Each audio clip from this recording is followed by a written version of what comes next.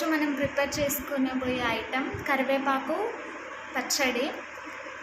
First కరివేపాకుని ఇలా మంచిగా కడిగి ఇలా మంచిగా ఆరబెట్టుకోవాలి. అవి ఆరేలోపు మనం నెక్స్ట్ ప్రాసెస్ ప్రిపేర్ చేసుకుందాం. ఇందులో 1 టేబుల్ స్పూన్ ఆయిల్ వేసుకోవాలి. ఇప్పుడు 2 టేబుల్ స్పూన్ల మినపప్పు వేసుకోవాలి.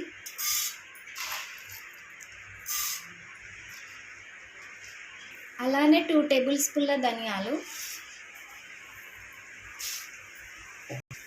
అలానే 2 టేబుల్ స్పూన్ల నువ్వులు. దీనివల్ల చాలా టేస్ట్ వస్తుంది, అలానే హెల్తీ కూడా. అలానే 1 టేబుల్ స్పూన్ జీలకర్ర.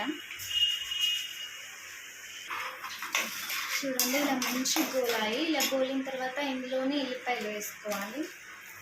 తర్వాత ఇందులోనే ఎండుమిర్చి వేసుకొని స్టవ్ ఆఫ్ చేసుకోవాలి. మంచి గోలిన తర్వాత స్టవ్ ఆఫ్ చేసుకోవాలి. తర్వాత వీటిని మిక్సీలోకి తీసుకోవాలి. ఇందులోనే కొంచెం చింతపండు వేసుకోవాలి. ఇందులో కొంచెం పసుపు.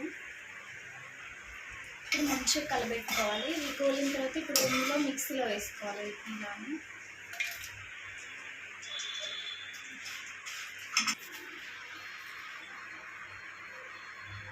ఇప్పుడు ఇందులోనే మనం మంచిగా ఆరిపోయిన కరివేపాకుని అందులో వేసుకొని లైట్గా వేగించుకోవాలి.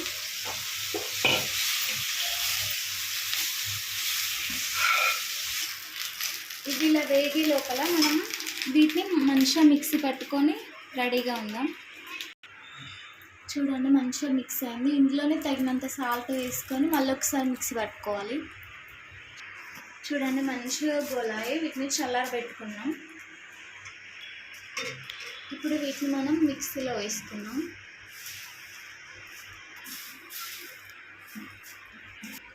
చూడండి ఎంత టేస్టీగా ఉండే కరివేపాకు పొడి రెడీ అయిపోయింది. ఇది చాలా రోజులు నిల్వ ఉంటుంది. ఇలాంటి సింపుల్ది మీరు కూడా ప్రిపేర్ చేసుకోండి ఇంట్లోనే. చాలా హెల్దీ కూడా. చూడండి ఎంత బాగా వచ్చిందో. మీరు కూడా ఇలానే కరివేపాకు పొడి తయారు చేసుకోండి. నచ్చితే లైక్ చేసి సబ్స్క్రైబ్ చేయండి. Thank you.